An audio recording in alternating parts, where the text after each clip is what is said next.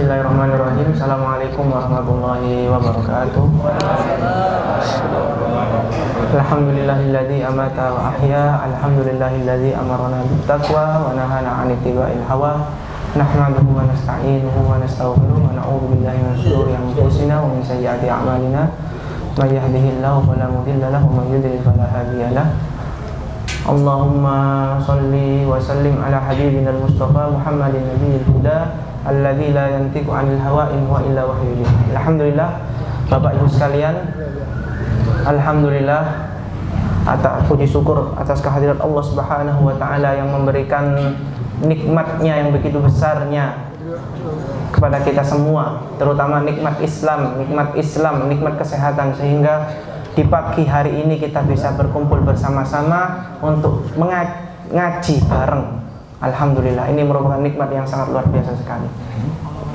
Kemudian pagi ini insya Allah kami dari Yatim Mandiri, ya, ini merupakan salah satu program kami Yatim Mandiri, program Safari Ramadan Peduli Palestina, yang mana Yatim Mandiri setiap tahunnya itu mendatangkan para masyayikh dari Palestina dengan tujuan dakwah. Yang pertama itu adalah dakwah, dan yang kedua adalah mengumpulkan donasi daripada Bapak Ibu sekalian, mengisi tausiah di pagi hari ini yang sudah ada di hadapan kita, yaitu beliau Syekh Sami Muhammad Tarkiyah. Beliau merupakan Palestina, ya, Syekh dari Palestina, yang mana keilmuannya sudah nggak diragukan lagi, ya. Beliau ini masih muda Bapak Ibu sekalian. Umurnya masih berapa? Coba tebak, berapa umurnya? 24. 25. Umurnya 25. 25. Kurang ini 12 ya? Apa? Kurang ini 12. Sudah menikah? Belum menikah. Ini kesempatan ya bagi yang mau daftar. Enggak, malah aja. Merdeka. Jadi beliau masih umur 25, tapi Masya Allah beliau ini hafid Quran udah sejak umur 12 tahun, 13 tahun. Jadi beliau ini udah hafid Quran sejak sejak umur 12 ataupun 13 tahun. Ketika itu beliau mendapatkan hadiah umroh, ya, namun sayangnya beliau itu ketika itu masih ada musibah, jadi belum sempat umroh, jadi dikasih uangnya saja ketika itu. Kemudian beliau ini Bapak Ibu sekalian merupakan salah satu warga Palestina yang terdampak penjajahan yang terjadi sekarang. Parah. Iya. Jadi beliau ini warga Palestina, Pak, tapi diungsikan ke Lebanon. Jadi kita tahu di luar negeri itu ada tempat pengungsian Palestina di Lebanon ataupun di Suriah. Beliau ini diungsikan di Lebanon, Bapak Ibu sekalian. Satu keluarga berada di pengungsian Lebanon. Jadi beliau ini warga Palestina tapi sekarang diungsikan di Lebanon. Itu pun di Lebanon, Bapak Ibu sekalian, ini juga sebebas yang Bapak Ibu pikirkan. Jadi di Lebanon itu beliau itu istilahnya tanahnya itu nyewa selama 100 tahun. Dan sekarang sudah lewat keluarga beliau bersama beliau itu sudah lewat sekitar 72-an tahun. Sisa berapa? 20-an tahun. Setelah itu nggak tahu mau kemana katanya. Tinggal di Indonesia. Nah, makanya. Jadi kasihan sekali. Malah. Malah. Jadi kasihan sekali. Dan Bapak Ibu sekalian, di Lebanon itu warga Palestina yang diungsikan di sana itu dilarang berprofesi dengan 72 profesi. Jadi gak bebas di sana Bapak Ibu sekalian. 72 profesi dilarang di sana. Salah satunya yaitu menjadi dokter. Gak boleh di sana. Warga Palestina di sana menjadi dokter. Ya, Bapak Ibu bisa bayangkan bagaimana menderitanya saudara-saudara kita yang ada di sana. Semoga kita doakan bersama, ya. Semoga saudara-saudara kita yang ada di sana bisa diberikan kesabaran oleh Allah Subhanahu wa taala, dan semoga nanti itu bisa menjadi pahala bagi mereka semua, sehingga Allah akan menjadikan tempat terakhir mereka yaitu di surganya Allah Subhanahu wa taala bersama kita semua. Amin Allahumma amin. Mungkin cukup itu saja ya perkenalannya, ya. Mungkin sepenuhnya saya serahkan ke beliau. sebagai pemateri narasumber di pagi hari ini. Al-waqt lak ya Syekh, fadhal. Assalamualaikum warahmatullahi wabarakatuh. Bismillah, alhamdulillah, wassalatu wassalamu ala rasulillah wa ala alihi wa sahbihi ajma'in. Alhamdulillahi alladhi hadana lihadha wa ma kunna linahtadiya lawla an hadana Allah. Alhamdulillahi alladhi ballaghana Ramadan wa a'anana fihi ala as-siyam wal qiyam wal dhikri wa tilawati al-Qur'an. ونسأله سبحانه أن ندرك ليلة القدر ونكون من الفائزين فيها إنه ولي ذلك والقادر عليه. Bismillahirrahmanirrahim. Beliau memulai tausiahnya dengan mengucapkan Assalamualaikum warahmatullahi wabarakatuh. Kemudian beliau mengucapkan Alhamdulillah, bersolawat serta salam kepada Nabi Muhammad SAW dan para sahabatnya. Kemudian beliau mengatakan, Alhamdulillah kita diberi hidayah oleh Allah Subhanahu wa ta'ala, yang mana hidayah itu tidak akan ada pada diri kita seandainya Allah tidak mentakdirkan kita untuk diberi hidayah. Alhamdulillah. Kemudian beliau juga berterima kasih kepada Allah Subhanahu wa ta'ala yang telah menyampaikan kita semua di bulan yang penuh dengan berkah ini, yaitu bulan suci Ramadan. Dan Allah, alhamdulillah juga beliau bersyukur kepada Allah Subhanahu wa ta'ala yang telah memberikan taufiknya kepada kita semua sehingga kita semua bisa beribadah, melakukan serangkaian berbagai macam ibadah di bulan suci ini, seperti sholat, puasa, zikir, membaca Al-Quran dan lain sebagainya. Kemudian beliau berdoa semoga kita semua nanti bisa menggapai Lailatul Qadar dan kita bisa sukses di dalamnya, karena ada orang yang menggapai tapi nggak sukses. Ya, semoga kita bisa menggapai Lailatul Qadar dan sukses di dalamnya. Amin Allahumma amin.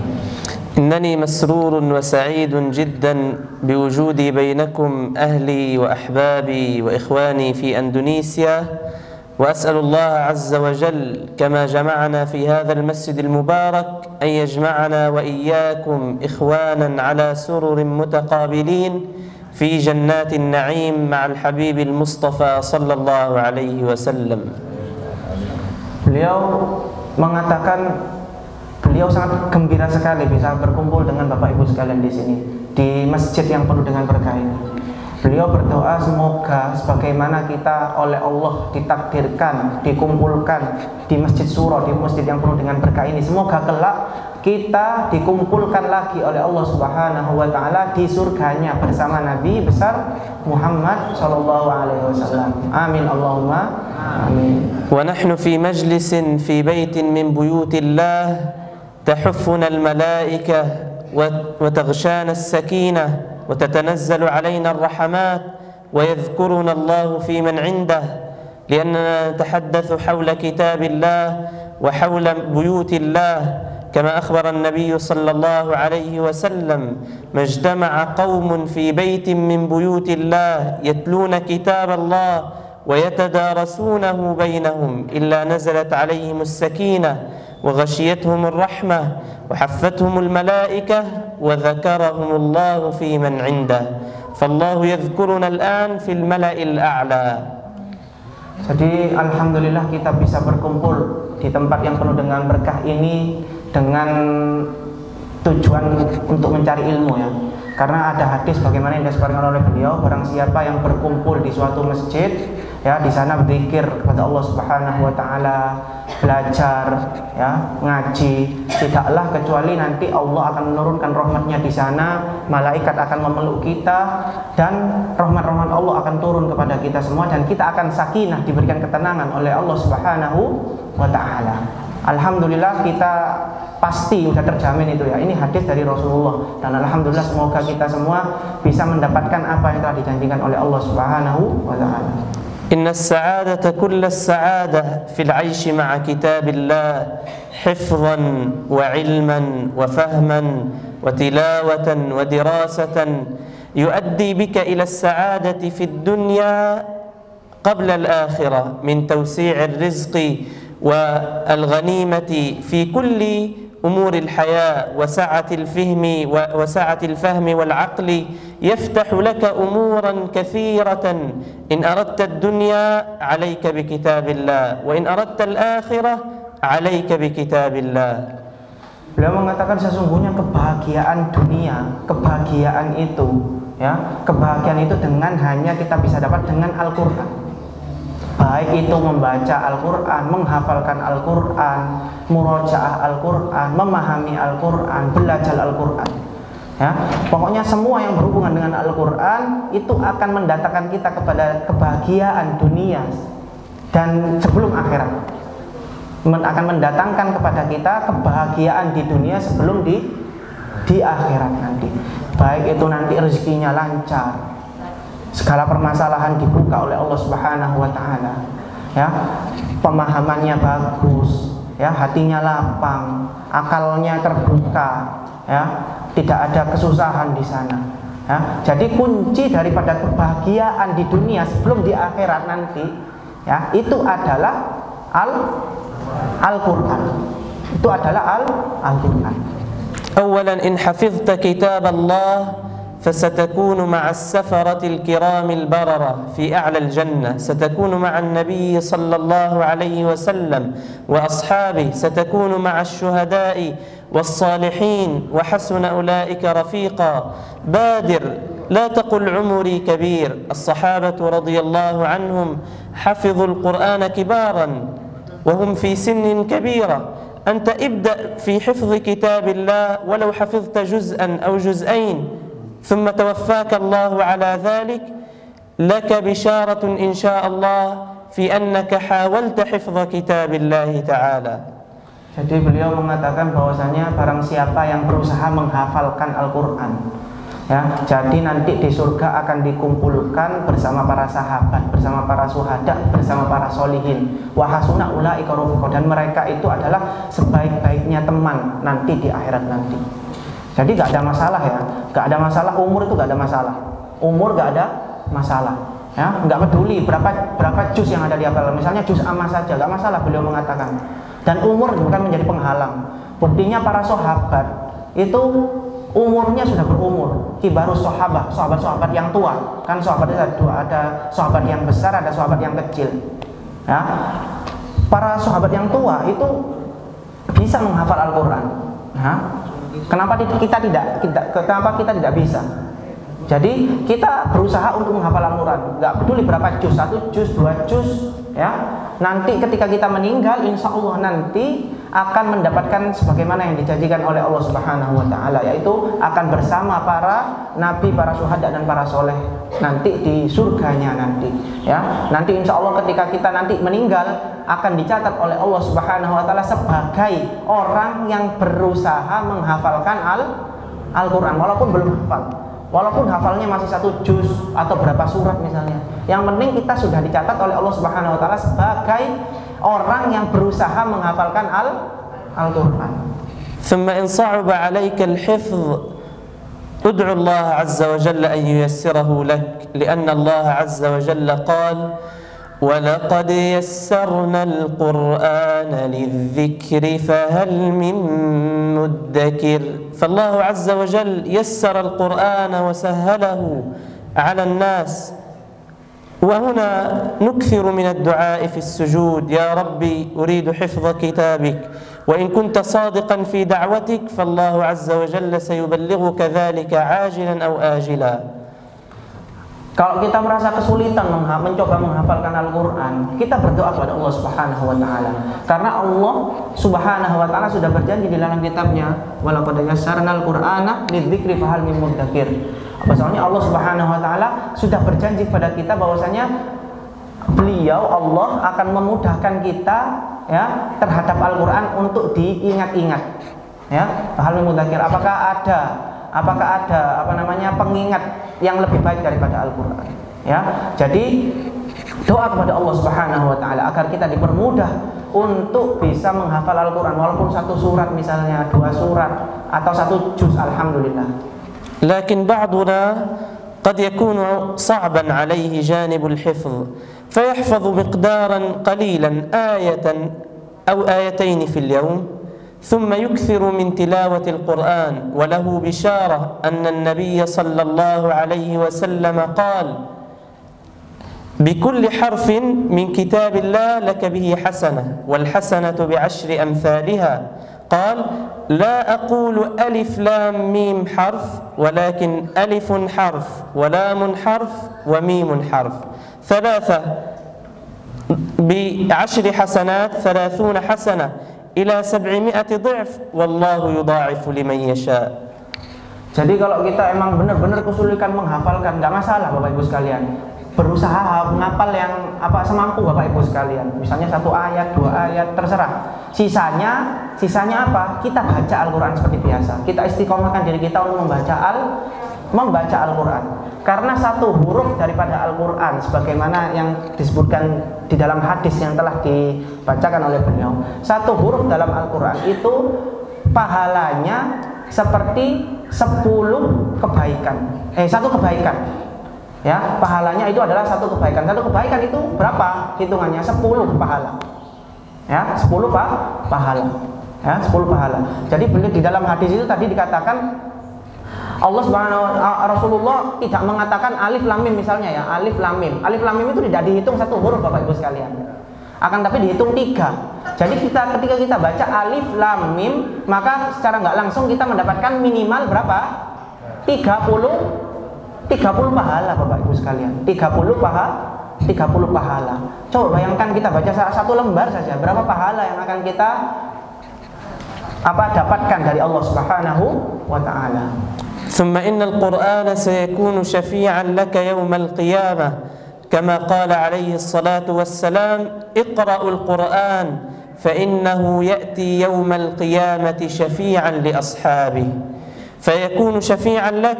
وكذلك تلبس والداك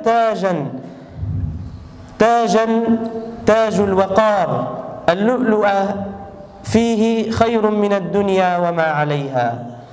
Ya, kemudian Al-Quran akan menjadi penolong nanti di hari kiamat Bapak Ibu sekalian, ya, sebagaimana di dalam hadis, Iqra'ul Quran fa innahu ya'ti yaumal qiyamah syafi'an li ashabi. Bacalah Al-Quran karena Al-Quran akan menjadi penolong nanti di hari kiamat bagi orang yang mendalaminya, ya, baik itu membaca, menghafal ataupun yang lainnya, ya. Jadi beliau mengatakan akan menjadi penolong nanti di hari kiamat. Dan beliau juga mengatakan ketika kita menjadi ashabul Quran, kita nanti di hari kiamat akan memasangkan mahkota untuk orang tua kita, ya, akan memasangkan mahkota untuk orang tua kita, yang mana mahkotanya itu nanti terdapat permata-permata, yang mana itu permatanya itu lebih mulia dari kemuliaan yang ada di dunia ini. لذلك قال بعض العلماء أن من بر الرجل بأبويه أن يتعلم القرآن ويحفظه، فإذا حفظه كان بارا لهما في الآخرة. لذلك هذا من أعظم البر. إن أردت أن تبر أبويك وتدخلهما الجنة فعليك بتعلم القرآن وحفظه. Oleh karena itu para sebagian orang soleh mengatakan salah satu kunci berbirrul walidain, pengabdi kepada orang tua, berbuat baik kepada orang tua, yaitu dengan cara kita mempelajari Al-Quran, membaca Al-Quran atau menghafalkan Al-Quran. Itu salah satu cara terbaik, ya, cara terbaik agar kita mengabdi kepada orang tua kita, memasukkan kedua orang tua kita ke surganya Allah Subhanahu wa ta'ala. ومن أحب الله أحب كلامه فلا يشبع من كلام الله عز وجل. دائما يقرأ، يرتل، يراجع، يحفظ، يغتنم الأوقات مع كتاب الله، فسيجد بركة وسعة في وقته وعمره. Ya, jadi barang siapa yang cinta kepada Allah, ya, barang siapa yang mengagumi Allah, maka dia juga akan mengagumi siapa perkataannya Allah ataupun firman-Nya Allah Subhanahu wa taala. Maka dia tidak akan pernah kenyang dengan membaca Al-Quran, firman Allah Subhanahu wa taala. Dia akan terus membaca dan membaca, tidak akan pernah, ya, tidak akan pernah lapar, tidak akan pernah kenyang, maksudnya daripada firman Allah Subhanahu wa taala. Qala Allah azza wa jalla: إن هذا القرآن يهدي للتي هي أقوم ويبشر المؤمنين الذين يعملون الصالحات أن لهم أجرا كبيرا. فالله عز وجل وعدنا بالأجر العظيم بأن نسلك مسلك القرآن الكريم وأن نهتدي بهدي القرآن الكريم.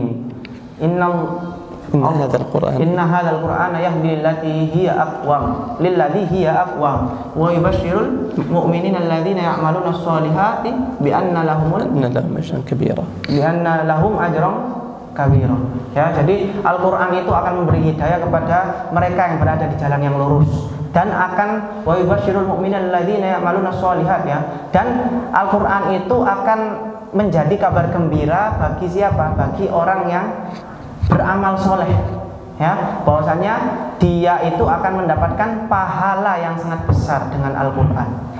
لذلك فإن من تعظيم القرآن تعظيم كل سورة فيه، ومن هذه السور سورة الإسراء، هذه السورة العظيمة التي تتحدث عن معجزة عظيمة هي معجزة الإسراء والمعراج التي حصلت في المسجد الأقصى حيث أسري بالنبي صلى الله عليه وسلم من مكة من المسجد الحرام إلى المسجد الأقصى فصلى بالأنبياء إماما ثم عرج به إلى السماء.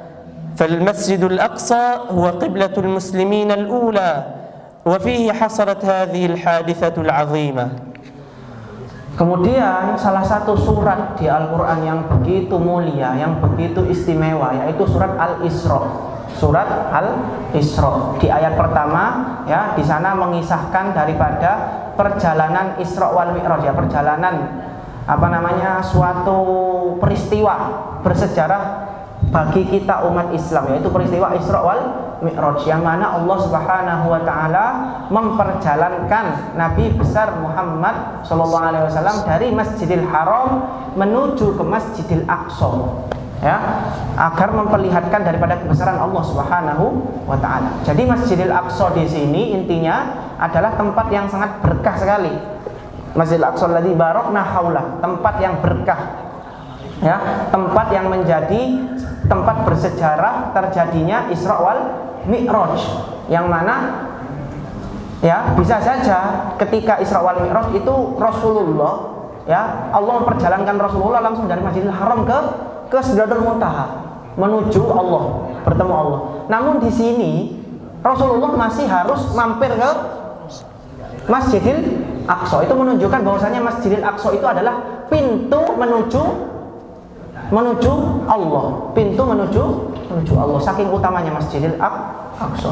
Kemudian Masjidil Aqsa ini adalah kiblat pertama umat Islam. Jadi kiblat pertama umat Islam sebelum berpindah ke Masjidil Haram atau Ka'bah itu kiblatnya adalah Masjidil Aqsa selama 16 bulan. Kemudian dipindah karena memang orang Yahudi di sana suka protes, ya, mengejek-ngejek Rasulullah. Nah, kemudian Rasulullah berdoa, kemudian diganti oleh Allah dari Masjidil Aqsa ke Masjidil Haram. وهذا المسجد هو أحد المساجد الثلاثة التي تشد إليها الرحال كما أخبر عليه الصلاة والسلام: المسجد الحرام والمسجد النبوي والمسجد الأقصى. لذلك فما هو واجبنا تجاه هذا المسجد؟ Nah, kemudian ada tiga masjid yang mana masjid ini memiliki keistimewaan yang sangat luar biasa sekali, ya, yaitu Masjidil Haram, Masjid Nabawi, dan yang terakhir adalah Masjidil Aqsa. Sebagaimana di dalam hadis bahwasanya seyogyanya kita tidak pergi ke masjid yang lebih jauh daripada rumah kita. Kenapa? Karena pahalanya sama. La tusaddur rihal illa fi thalathati masajid, ya. La tusaddur rihal, ya, karena pahalanya sama. Ya, ngapain kita jauh-jauh? Kecuali ketiga masjid ini, karena pahalanya itu beda. Pahalanya beda. Ya, jadi masjid ini, tiga masjid ini yaitu salah satunya atau memiliki keistimewaan yang sangat luar biasa sekali di sisi Allah Subhanahu wa taala.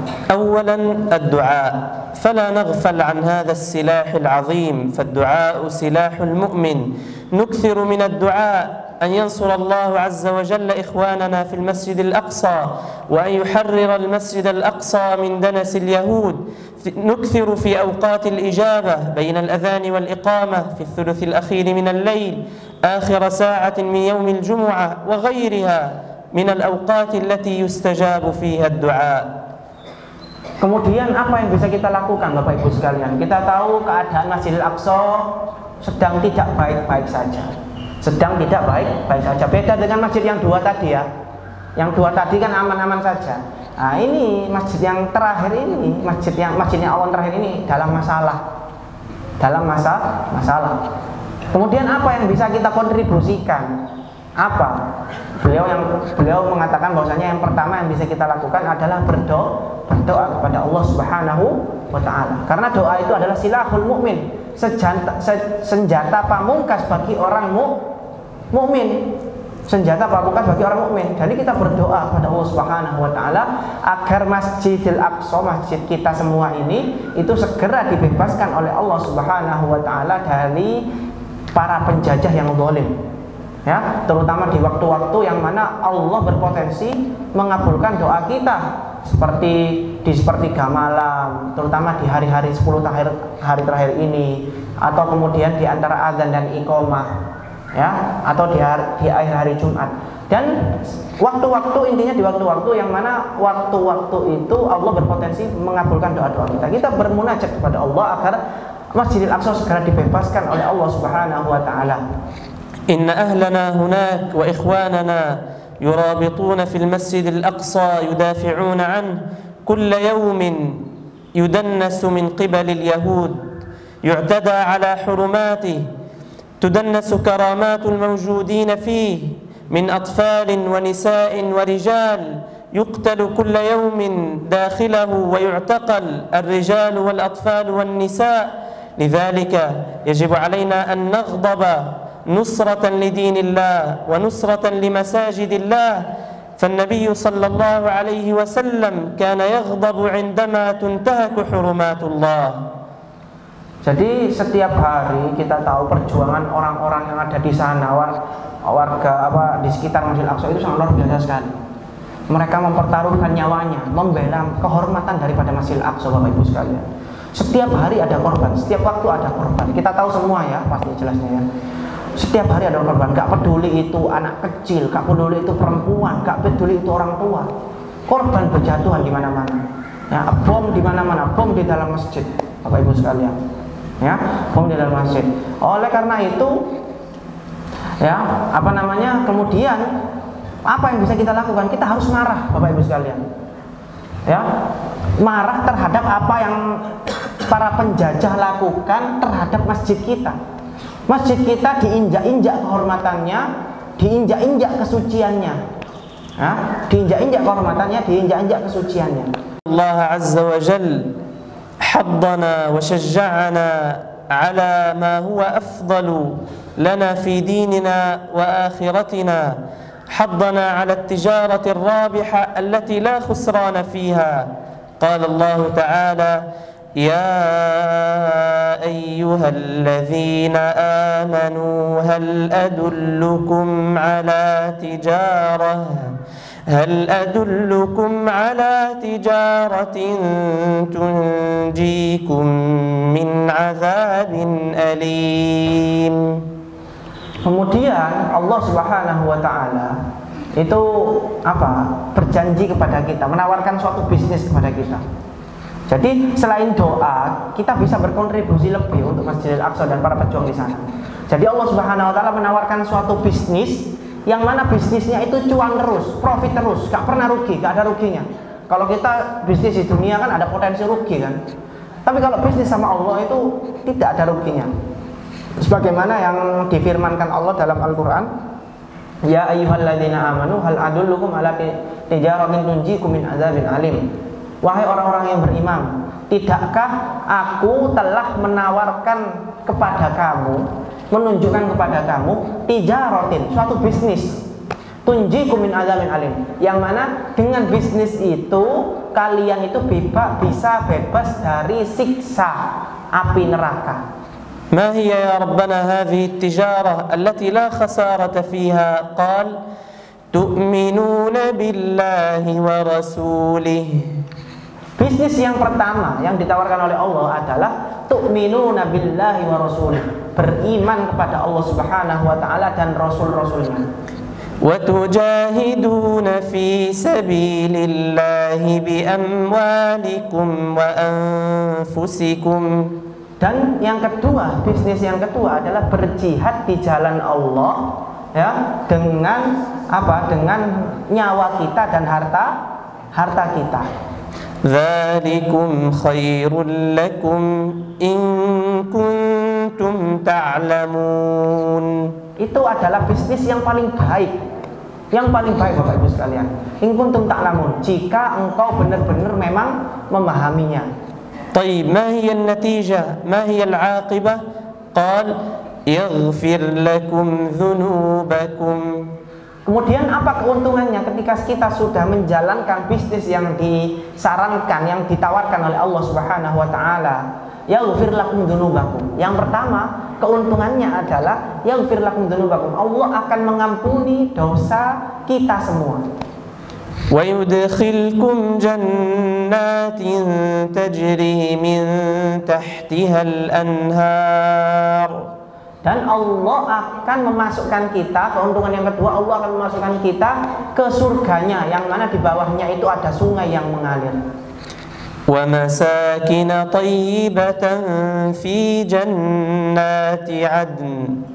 Dan juga Allah sudah menyiapkan tempat tinggal VVIP Bapak Ibu sekalian, lebih mewah dari hotel bintang 5, ya, lebih mewah dari perumahan-perumahan elit Bumi Serpong, Pakuwon ataupun perumahan-perumahan yang lain, ya, lebih mewah nanti di surga. Wa masakin thayyibatan fi jannati adn, di surga nanti.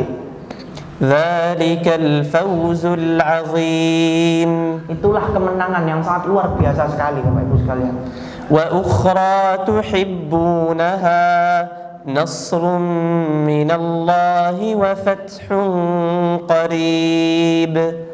Nah, kemudian ada lagi. Enggak hanya cukup itu, enggak hanya cukup dosanya diampuni, enggak hanya cukup dikasih surga, enggak hanya cukup dikasih tempat tinggal VVIP nanti di surga. Ada lagi, wa ukhra tuhibbunaha nasrun minallahi wa fathun qarib. Ya, ada profit lagi yang disediakan oleh Allah Subhanahu wa taala. Apa itu? Nasrun minallahi, kemenangan, pertolongan dari Allah Subhanahu wa taala. Wa fathun qarib, dan penaklukan yang akan datang dengan dekat. Ya, akan datang dengan waktu yang sangat dekat sekali. Wa basyiril mu'minin. Wa basyiril mu'minin. Maka berilah kabar gembira mengenai bisnis yang ditawarkan Allah ini. Bisnis yang ditawarkan Allah ini. إذا لم نستطع الذهاب إليهم لمساعدتهم في الجهاد بأنفسنا علينا أن نساعدهم ونساندهم في الجهاد بأموالنا لأن الله عز وجل لم يجعل بيت المقدس خاصا بالفلسطينيين إنما هو وقف عام لكل المسلمين هو للفلسطينيين وغيرهم. Ya, jadi apabila kita nggak bisa, ya, apabila yang harus kita pahami Bapak Ibu sekalian, yang pertama adalah bahwasannya Masjidil Aqsa itu adalah masjid kita semua, tempat terjadinya Isra wal Mi'raj, kiblat pertama, salah satu dari 3 masjid yang sangat dianjurkan Allah untuk kita pergi ke sana, ya, jadi Masjidil Aqsa itu milik kita semua, ya, bukan miliknya orang Palestina saja, karena sebagian masyarakat itu berpikir seperti ini, memahami seperti ini, ngapain kita ngurusi Masjidil Aqsa? Masjidil Aqsa itu urusannya mereka, kita nggak ikut-ikut lah, ngapain kita ikut-ikut? Nah, itu pemikiran yang salah, pemahaman yang salah besar. Itu masjid kita, diwakafkan untuk kita, sebagian dari agama kita, sebagian dari akidah kita. Maka di sana kita harus berkontribusi Bapak Ibu sekalian. Kalau saudara-saudara kita yang ada di sana itu berjuang, berjihad dengan nyawanya, ya, yang bisa kita lakukan di sini apa? Kita nggak mungkin kan berjihad dengan nyawa kita. Yang bisa kita lakukan apa? Berjihad dengan harta kita. ya, saling kerjasama, saling berkolaborasi. Mereka berjihad dengan nyawa mereka untuk melindungi masjid kita tercinta. Kita di sini berjihad dengan menggunakan harta kita. واعلموا أن أول من ينتفع من الصدقة هو صاحبها كما أخبر الله تعالى فقال وما تنفقوا من خير فلأنفسكم فإما أن يأجرك عليها في الدنيا أو يدفع عنك مكروها أو مصيبة أو بلاء مثل كورونا أو يدخرها لك في الآخرة عنده فيرفع لك درجاته. Kemudian setelah kita bersedekah, kemanfaatannya akan kembali ke siapa? Secara zahir, ketika kita bersedekah, berjihad di jalan Allah dengan harta kita, kemanfaatannya akan kembali ke orang yang kita sedekahkan. Tapi sebenarnya Bapak Ibu sekalian, kemanfaatannya itu kembali kepada diri kita sendiri. Wa ma tunfiqu min khairin falyunfiqu, ya. Jadi kemanfaatannya itu akan kembali kepada diri kita sendiri, baik itu di dunia. Baik itu di dunia. Seperti apa? Seperti misalnya kita punya hajat Bapak Ibu sekalian yang selama ini mungkin belum dikabulkan oleh Allah Subhanahu wa taala. Dengan sedekah Allah akan mengabulkan hajat-hajat kita. Atau kita punya masalah yang selama ini sampai saat ini belum dikasih jalan keluar oleh Allah Subhanahu wa taala. Dengan sedekah barangkali Allah akan membuka atau memberi jalan keluar kepada permasalahan yang selama ini kita hadapi dan belum dikasihkan jalan keluar. Atau kita ditakdirkan oleh Allah mendapatkan musibah misalnya. Musibah, berbagai musibah, terdampak virus corona misalnya, atau apa, ya. Barangkali dengan sedekah takdir Allah itu bisa ditolak. Dengan sedekah. Jadi itu luar biasa sekali. Atau di akhirat nanti, kalau memang tidak ada efek di dunia, nanti bisa semua yang harusnya itu menjadi apa keuntungan di dunia namun tidak terjadi, misalnya hajatnya belum dikabulkan atau permasalahannya belum dikasih jalan keluar atau tertimpa musibah, nanti pahalanya itu dikumpulkan di akhirat sehingga nanti di akhirat derajatnya tinggi di sisi Allah Subhanahu wa taala. إذن نحن ندافع عن مسجدنا كلنا. هذا المسجد بيت من بيوت الله.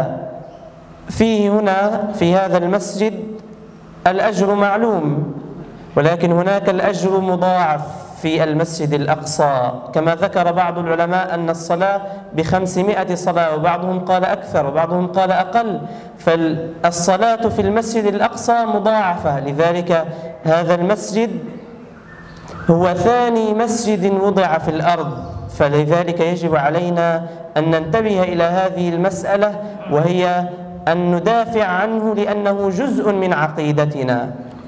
Jadi Masjid Aqsa ini beda ya.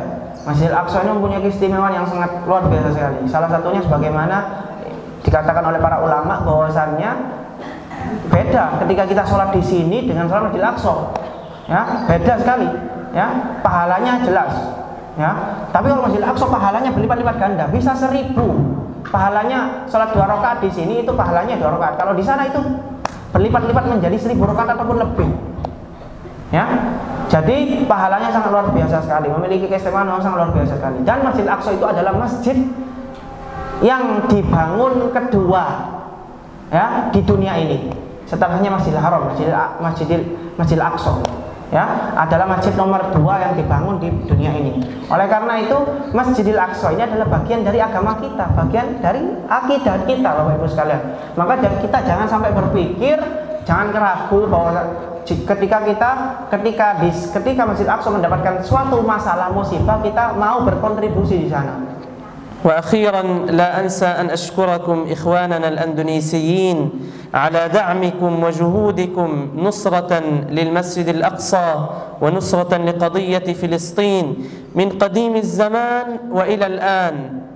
فعندما أحرق الصهاينة بيت المقدس في عام 1967 أو 69 كان لكم الأثر الكبير في إعادة ترميم المسجد بعد الله عز وجل.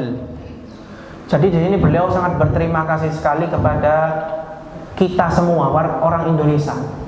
Sangat berterima kasih sekali karena apa? Karena orang Indonesia itu adalah yang paling peduli dengan Palestina, yang paling peduli dengan Masjidil Aqsa, orang Indonesia. Mulai sejak dulu sampai sekarang.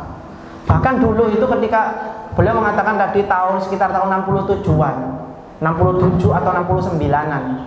Itu Masjidil Aqsa itu dibakar. Ya, yang berkontribusi besar mengembalikan kembali Masjidil Aqsa itu siapa?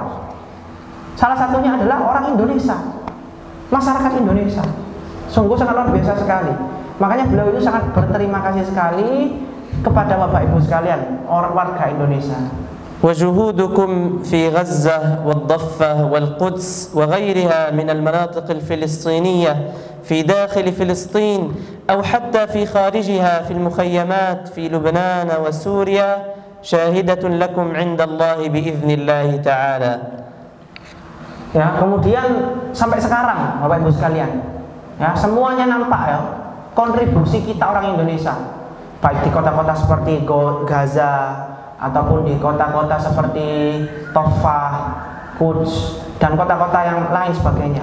Itu yang membangun fasilitas umum seperti rumah sakit, seperti sekolah-sekolah, seperti layanan kesehatan. Kontribusinya siapa?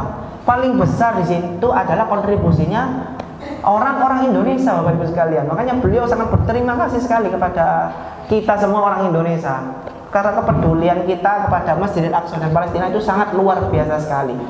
Jazakumullahu khairan. Wassalamualaikum warahmatullahi wabarakatuh. Waalaikumsalam warahmatullahi wabarakatuh. Ya. Nah, kemudian lupa saya terjemahkan tadi bahwasanya juga di tempat pengungsian juga ya, seperti di tempat beliau Lebanon ya atau di Suriah itu juga ya yang memberikan fasilitas di sana siapa? Ya, orang Indonesia, Bapak Ibu sekalian. Jadi beliau sangat terasa sekali kontribusi orang Indonesia, bantuan orang Indonesia itu terasa sekali bagi beliau. Makanya beliau sangat berterima kasih sekali kepada kita semua. Itulah tadi tausiah ya mengenai Al-Quran dan juga mengenai Masjidil Aqsa yang disampaikan oleh beliau. Semoga apa yang beliau sampaikan ini bisa kita pahami dengan baik dan kita bisa aplikasikan di kehidupan kita sehari-hari. Amin Allahumma amin. Kemudian di sini kami akan buka pintu pertanyaan ya. Jadi bagi Bapak Ibu sekalian yang mau bertanya, silahkan bisa acungkan tangannya.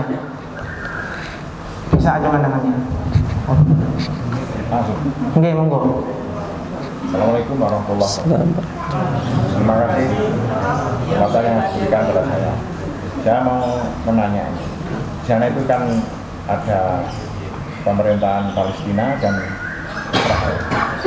Apakah di Palestina itu murni katakanlah 100% orang Muslim, dan di Israel itu apakah juga murni 100% orang Yahudi? Nah, apa tuh? Syekh kama arafna anna fi ardi Palestin ada fi hukumaten, hukumah Israiliyah wa hukumah Palestiniyah.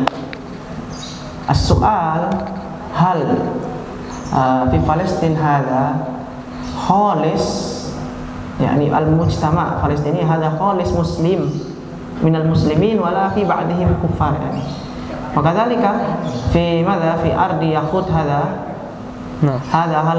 hal khum yani al-mujtama' indahum hada hal khalis yahudiyin atau fi ba'dihim yani muslimin minal muslimin hakadha. بسم الله.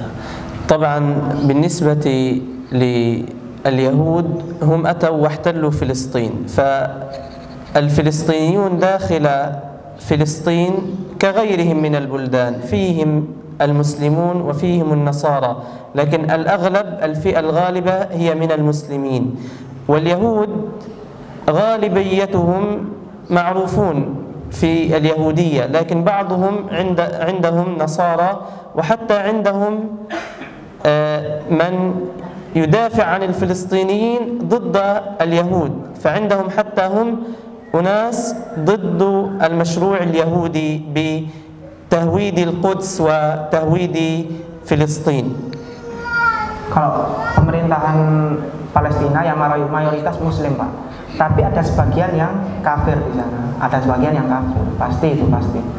Kemudian di tanah Yahudi yang asalnya Palestina itu, yang mayoritas Yahudi mereka, tapi ada sebagian mereka yang tidak beragama Yahudi, dan bahkan mereka sebagian kecil dari mereka itu membela Palestina, membela Palestina. Seperti itu. Cukup nggih? Ya, pertanyaan yang lain, monggo. Assalamualaikum warahmatullahi wabarakatuh. Waalaikumsalam warahmatullahi wabarakatuh. Terima kasih atas waktunya. Begini Bapak, konflik Israel dan Palestina itu kan sudah berpuluh-puluh tahun. Bahkan mulai saya dari kecil, zaman TVRI sampai sekarang puluhan stasiun TV itu beritanya tidak pernah berakhir dengan kedamaian. Pertanyaan saya, umat Islam di Indonesia ini kan kesediaannya dieksplor terus tiap tahun, tidak ada ujungnya. Yang saya tanyakan, progres untuk kesediaannya apa? Tadi apa yang dieksplor? Kesediaan kita penderitaan warga Palestina itu kan tiap tahun nggak ada hentinya, dan kita nggak bisa melakukan apapun selain berdoa. Dan saya bertanya, kira-kira progres untuk kemerdekaan Palestina itu sampai hari ini gimana? Apa yang bisa dilakukan oleh pemerintahan Palestina untuk memerdekakan diri atau membebaskan diri dari kata-kata penjajahan Israel? Ini yang perlu kita tanyakan, biar orang Indonesia ini juga punya pandangan bahwa Palestina ini tidak akan terus-terusan seperti ini. Terima kasih. Kama arafna anna al-ihtilal alladhi waqa fi Palestin alladhi fa'alahu Yahud هذا واقع منذ زمان قديم صح؟ صحيح. منذ زمان قديم منذ 40 هكذا. بعدين إلى الآن يعني. صحيح. والحزنات يعني الخبر الحزنية هذا كل وقت هذا ينشر عندنا وفي العالم يعني. صحيح. السؤال متى هذا ينتهي؟ الحرب ماذا ينتهي؟ الحرب ماذا فلسطين هذا سيتحرر سيستقل ماذا هذا؟ نعم. بسم الله. الاحتلال هو أتى خصوصا بعد الحرب العالمية، ووعد بلفور رئيس وزراء بريطانيا بأن يكون لليهود دولة على أرض فلسطين. الكثير عارض، لكن جمعهم من شتى بلدان العالم ووضعهم في فلسطين، وهم الآن يحتلون غالب فلسطين إلا قليلا مثل غزة وبعض الضفة وبعض في القدس وغيرها. لذلك والله عز وجل أخبر ذلك في سورة الإسراء أنهم سيعلون في الأرض ويفسدون ويتبروا ما علوا تتبيرا، ولكن ذكر أنه في آخر الزمان فإذا جاء وعد الآخرة ليسوءوا وجوهكم وليدخلوا المسجد كما دخلوه أول مرة وليتبروا ما علوا تتبيرا. الله عز وجل وعدنا أننا سندخل المسجد، متى لا ندري، لكن ما هو السبيل لكي ندخل المسجد؟ علينا بالرجوع إلى الله والتوبة إلى الله والإكثار من الأعمال الصالحة، لأنها هذا بلاء، وما أصابنا فبما كسبت أيدينا، فلا ينزل بلاء إلا بذنب ولا يرفع إلا بتوبة. Jadi penjajahan yang terjadi ini terjadi sejak selesai Perang Dunia Kedua. Perang Dunia Kedua itu ketika itu orang-orang Israel itu terusir berjajaran di mana-mana. Kemudian Balfour itu salah satu menteri UK Inggris itu menyediakan tanah yaitu menempatkan mereka orang-orang Israel yang yang Yahudi yang penjajahan itu di Palestina. Dan itu terjadi sampai sekarang, penjajahan itu sampai ya tanah yang asalnya itu milik Palestina itu membesar menjadi, bahkan Israel itu sekarang mayoritas katanya beliau, kecuali di beberapa kota seperti Gaza, Quds dan Tofah ya dan lain sebagainya. Itu masih berada dalam kendali siapa? Palestina. Ya, jadi Bapak Ibu sekalian. Oke, untuk pertanyaannya tadi, beliau kalau dalam segi politik mungkin kurang itu ya dalam segi politik. Tapi kita kembali kepada Al-Quran, janjinya Allah. Beliau membahas janjinya Allah, Al-Quran di surat Al-Isra. Kan sudah jelas di dalam surat Al-Isra bahwasannya wa qadaina ila bani Israil fil kitab tusilna fil ardi marratayn. Ini wa ta'aluna Allahu kabira ya. Jadi di sana Allah sudah mentakdirkan bahwasanya Israel ini ya akan latufsiduna fil ardi marratayn wa ta'aluna Allahu kabira. Bahwasanya Israel ini akan apa? Akan merusak bumi, membuat kekacauan, kerusakan. Ya, terutama di Palestina sana. Di Palestina di Masjidil Aqsa. Ya, wa ta'lunna uluwan kabira. Ya, dan juga mereka akan menyombongkan diri. Kesombongan yang sangat besar sekali. Ya, kesombongan yang sangat besar sekali. Ini sudah ditakdirkan oleh Allah Subhanahu wa taala. Fa idza jaa wa'du ulahuma ba'athna 'alaikum 'ibadan lana uli ba'sin syadid. Setelah itu ketika dua syarat ini tadi, syaratnya apa? Syaratnya apa tadi? Mereka melakukan kerusakan, kemudian mereka menyombongkan diri. Fa idza jaa wa'du ulahuma, ketika dua kali ya. Jadi mereka akan melakukan kerusakan dua kali. Merusak dan juga menyombongkan diri. Mungkin sekarang kesombongan mereka itu belum benar-benar sombong, Pak. Makanya sekarang mereka masih menguasai. Tapi ketika mereka sudah memenuhi dua syarat ini, Pak, merusak dan juga sombongnya udah gak ketulungan misalnya, maka nanti akan ja'a uli ba'sin sadidin ya, ba'athna uli ba'sin sadidin ya, ibadan lana uli ba'sin sadidin, hamba-hamba Allah yang memiliki kekuatan yang sangat besar sekali. Gak tahu itu mungkin orang Indonesia mungkin atau orang mana, gak tahu ya, itu takdir Allah, kita lihat nanti saja ya, kita tunggu janji Allah itu seperti apa ya. Ketika dua syarat itu terpenuhi Bapak Ibu sekalian, maka nanti janji Allah akan datang, akan hancur mereka orang Yahudi. Nanti kembali lagi, Pak, latufsiduna fil ardi marrataini, dua kali. Setelah dihancurkan oleh Allah akan datang lagi generasi Yahudi yang akan menguasai dunia lagi dan menyombongkan diri. Nanti akan ada lagi hamba-hambanya Allah, pasukannya Allah yang akan apa? Yang akan menghancurkan mereka. Dua kali, Pak. Itu janji Allah di dalam Al-Quran, Bapak Ibu sekalian. Tapi kalau masalah politik secara mendalam mungkin Bapak Ibu sekalian lebih memahami daripada beliau. Beliau ini masih kecil, 25 tahun ya. Jadi untuk masalah yang seperti itu mungkin kurang memahami. Lakin ubashirukum annaha qariba insyaallah. Ya. Beliau mengatakan, ya, insya Allah beliau menyarankan kita untuk banyak berdoa supaya pasukannya Allah ini, janji Allah ini cepat datang gitu loh, cepat datang. Kita doa, banyak berdoa, bertaubat ya, agar bahkan beliau sering cerita sama saya ya, bahwasanya orang-orang mentafsirkan ayat ini fa'ba'atna ibadan lana wa'adul akhirati liyasu'u wujuhakum wa liyadkhulul masjid. Ya. Janji itu kapan? Ada sebagian ulama yang yang mentafsiri tahun 2027. Ada yang menafsiri tahun 2025. Macam-macam penafsirannya ulama, namanya juga tafsir ya. Tafsir kapan dua syarat ini akan terpenuhi. Allahu a'lam bishawab. Tapi kita harus meyakini janji Allah, itu yang harus kita pahami. Oke.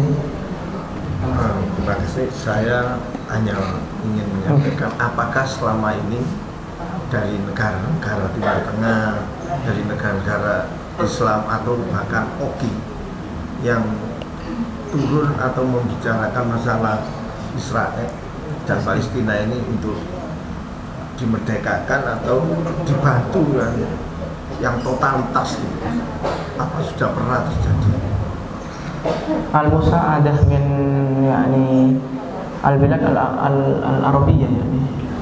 Syirk al-awsat hada. Hal fi musa'adah minhum?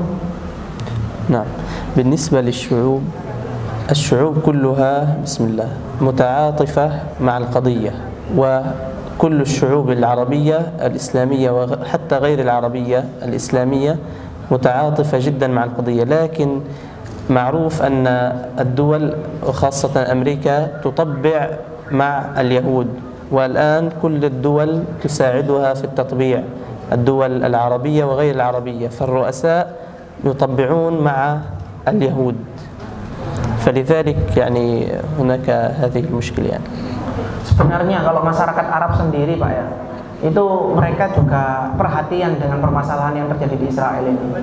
Tapi karena kita tahu di belakang Yahudi itu siapa, kita tahulah penguasa dunia kan ya, penguasa dunia, Uni Eropa dan para sekutunya seperti itu.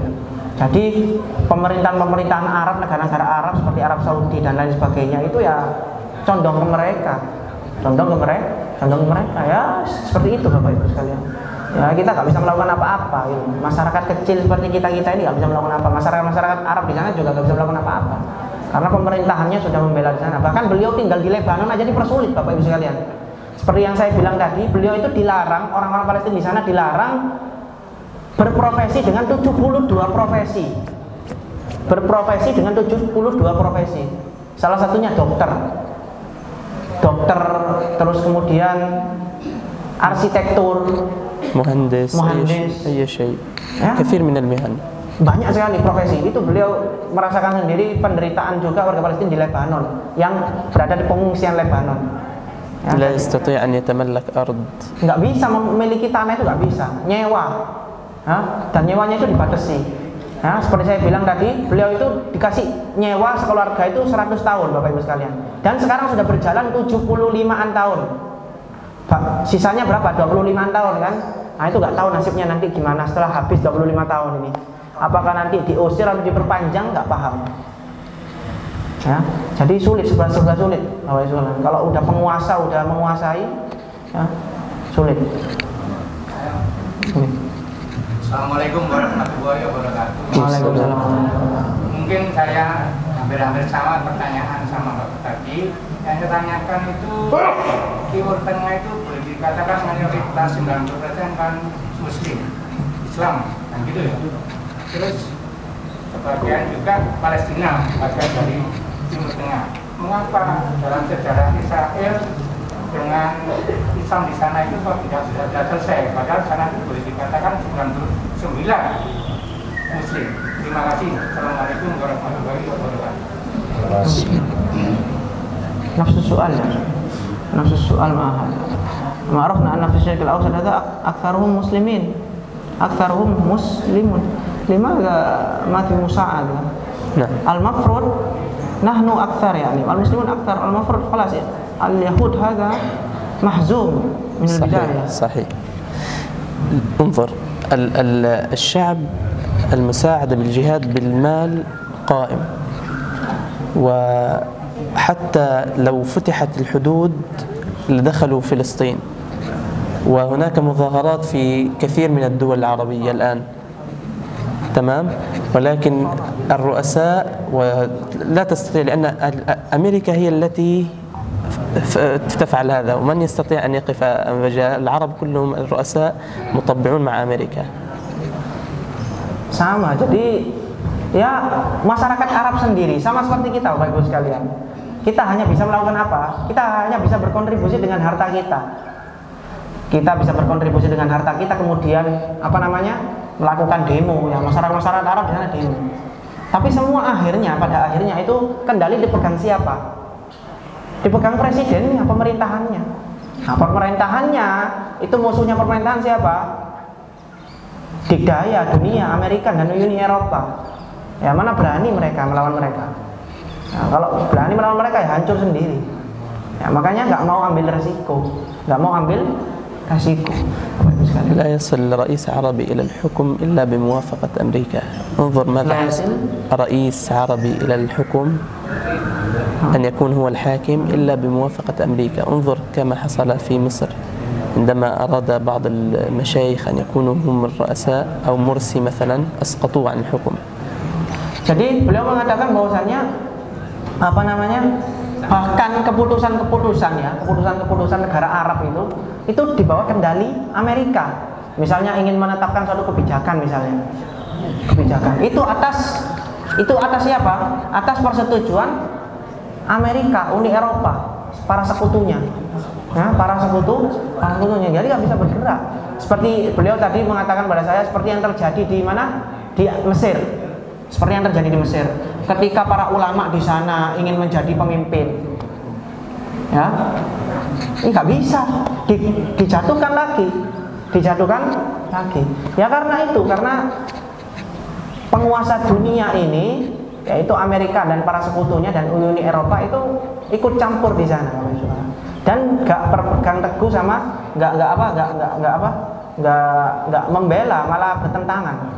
Ya, beda lagi kalau Amerika sudah setuju. Kita tahu sendiri kan apa yang terjadi di Ukraina ataupun Rusia. Ya, ketika Ukraina baru diinvasi seminggu saja, Amerika udah ribut, rame, nggak terima. Ya, tapi untung yang dihadapi itu Rusia, sama-sama kuat. Ya, sama-sama kuat. Ya, beda lagi dengan kita. Ya, kita bisa apa gitu? Kita bisa apa? Oh, bentar. يا شيخ ما العلاقة يعني بين فتح حماس الإسماعيلية وكذلك التدخل التركي تركيا يعني أن أردوغان دخل في سياسات مشاكل ثم كم استشهد من الرجال من داخل القدس المرابطون في هذا الوقت. نعم. ستخبرهم بالسؤال الآن أم بعد قليل؟ طبعا بالنسبة للعلاقة بين فتح وحماس كان هناك يعني بعض المشاكل في السنوات القديمة، لكن الآن الحمد لله خاصة هذه السنة رأينا الفصائل متحدة في مواجهة الاحتلال الإسرائيلي. يعني في أي بلد، كل بلد هناك وجهات نظر وآراء، فلا يتفق أحد مع أحد، تكون هناك وجهات نظر، لكن كلنا يجب أن نكون يدا واحدة مواجهة لليهود، مواجهة للعدو، مواجهة للكفار. فالمسلم مهما اختلف مع أخيه المسلم يجب أن يكون متفقا معه ضد الكافر. وللأسف يعني كثير من الدول لها علاقات مع اليهود، إن كان في أي بلد هناك علاقات مع اليهود، إلا البلدان القليلة، ولكن لا يسمح له بأن يعارض اليهود مباشرة، لا يسمح له ذلك أبدا، وإلا سيفصل عن الحكم. نعم، واضح. مثل تركيا أو حتى باكستان فصلوا الآن رئيس الوزراء أو كذا، أبعدوه عن الحكم. حتى في تركيا إن أردوغان مثلا قال لهم لا أريد إسرائيل مباشرة، قد كما حصل هناك انقلاب ولكن لم يعني فشل، فهم لا يريدون أن يكون أحد في الواجهة ضد إسرائيل. يعني للأسف نرى بعض الأمور الغريبة يعني. نعم. لا أدري العدد، لكن يعني يزيد عن 100. والجرحى كثير، الجرحى بالمئات. القتلى ممكن يكونوا 100 أقل بقليل، أكثر بقليل، في هذا العدد يعني. Ya, pertanyaannya itu intinya itu apa? Mengenai apa namanya kelompok ya. Jadi di sana itu ada 2 kelompok, Hamas wa Fatah namanya. Itu kelompok yang saling berseberangan. Tadi malam juga di masjid apa itu? Lupa saya. Nah, itu juga pertanyaannya sama. Ya, bagaimana Palestina itu mau bersatu kalau ada 2 kelompok yang saling berseberangan, nggak mau bersatu? Nah, beliau menjawab di sini, perbedaan pendapat, apa namanya perpecahan kelompok itu sudah biasa. Dan bahkan Hamas dan Fatah itu sudah mau bergabung, sudah mulai menyatu sekarang menghadapi Israel, Yahudi. Dan beliau mengatakan kelompok-kelompok ya di negara ada beberapa kelompok yang berpecah itu sudah biasa seperti kita sekarang ya. Seperti kita ada namanya Muhammadiyah, ada namanya NU, ada namanya Al-Irsyad dan lain sebagainya, banyak sekali. Tapi buktinya kita tetap bersatu ya, seperti itulah katanya beliau. Intinya kan seperti itu. Kemudian Turki tadi katanya bagaimana negara-negara yang peduli dengan Palestina. Ya tetap nggak bisa ngapa-ngapain, tetap akan nanti. Pokoknya Barat itu akan berusaha untuk tidak ada negara yang berseberangan dengan Yahudi atau menampakkan perlawanannya terhadap Yahudi. Kalau ada, maka akan berusaha untuk dihancurkan sebagaimana beliau mengatakan. Intinya seperti itu. Yang meninggal. Apa? Yang meninggal. Bagaimana antum mungkin yang lebih paham? Saya agak seberapa dengar tadi. Antum pertanyaannya. Di mana itu? Al-Quds meninggal. Mana hadanya? Al-Amwat. لا القتلى لا يتجاوزون يعني في العشرات لكن لا يتجاوزون 100 لكن الجرحى بالمئات. ايش هذا؟ في المسجد الأقصى وحتى في غزة وحتى في المسجد الأقصى خصوصا الآن. Kemudian kejadian-kejadian yang invasi-invasi harian gitu ya, itu yang meninggal puluhan, tapi yang luka itu ratusan.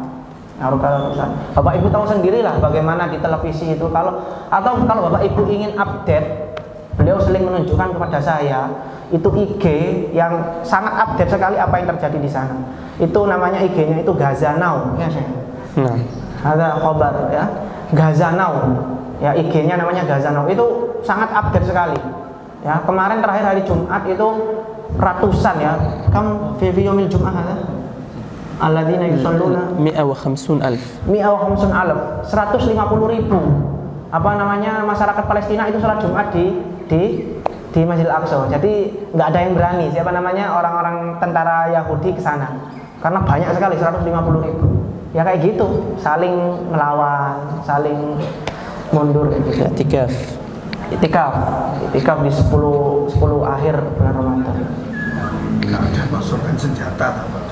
Nggak punya. Oh ini. Di soal akhir, هناك محاولة خاصة من وزيرة فلسطينية نفسها سوى لدعوة طلب الصداقة من بلاد أخرى أو خاصة من أندونيسيا. وهل هناك مساعدة أخرى كذلك من بلاد أخرى سوى أندونيسيا مثلا من وزارة عربية وحولها؟ نعم. المساعدات تصل من كل دول العالم تقريبا، حتى نحن في لبنان في المخيمات نرسل المساعدات إلى أهلنا في غزة وفي غيرها من المناطق. حتى في لبنان نحن في المخيمات الفلسطينية بعض الأوقات كنا نجمع لهم المال ونرسله لهم، لكن يعني نعرف عند الحدود على معبر رفح في مصر هناك تضييق على الدخول والخروج من الفلسطينيين، فتصل المساعدات إليهم لكن بصعوبة كبيرة. ما هناك محاولة خاصة من وزارة فلسطينية خاصة لمعيشة أهل فلسطين مثلا من أموال من بلاد أخرى؟ نعم هناك مساعدات، لكن لأن الحصار من 14 سنة أو 15 سنة في غزة، فالحصار وممنوع دخول المواد والمعبر يغلق مثلا يومين أو 3 جمعة سبت أحد، فهناك تضييق. لذلك مهما كانت المساعدة فإن الحاجة أكبر، لأن البيوت دمرت. وكل سنة مثلا السنة الماضية في رمضان قصفت غزة، وهذه السنة بعض الأوقات قصفت غزة، لذلك هناك دمار كبير يحتاج إلى مساعدات ضخمة، مساعدات دول. Ya intinya apakah ada gerakan lain gitu, bantuan selain minta bantuan? Mungkin bahasanya bukan minta bantuan ya, karena yang berinisiatif seperti kami Yayasan Yatim Mandiri itu bukan mereka yang meminta, tapi inisiatif kami sendiri. Ya, nggak hanya yatim mandiri, tapi banyak sekali kan. Mungkin bapak ibu tahu dari ACT, dari Nurul Hayat, ya, dan banyak sekali yayasan-yayasan yang berdiri ya untuk menghimpun bantuan banyak-banyaknya untuk saudara kita yang Palestina. Itu bukan permintaan mereka, tapi ini inisiatif kami sendiri. Ya, jadi banyak sekali ya bantuan-bantuan dari negara Arab juga, semua dunia. Beliau mengatakan itu, bahkan beliau sendiri itu di Lebanon beserta orang-orang Lebanon yang orang Palestina yang pengungsian di sana, itu juga kadang-kadang mengirim bantuan ke mana, ke saudara-saudara yang ada di Palestina. Tapi ya gitu, di sana itu kan nggak gampang masuk, aksesnya nggak gampang.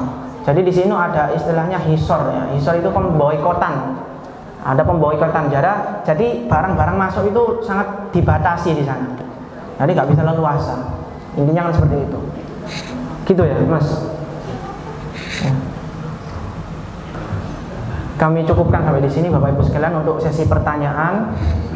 Kemudian di sini kami sesi penghimpunan dana, Bapak Ibu sekalian. Jadi mungkin tadi sudah ada kotak keliling ya, kotak keliling yang tujuannya untuk mengumpulkan dana untuk saudara-saudara kita yang sedang berjuang membela Masjidil Aqsa di Palestina ya. Dan kemudian kami juga ada hadiah, Bapak Ibu sekalian. Ada Al-Qur'an, ada Al-Qur'an, ada kaos, dan juga ada syal. Bismillah, alhamdulillah, wassalatu wassalamu ala rasulillah.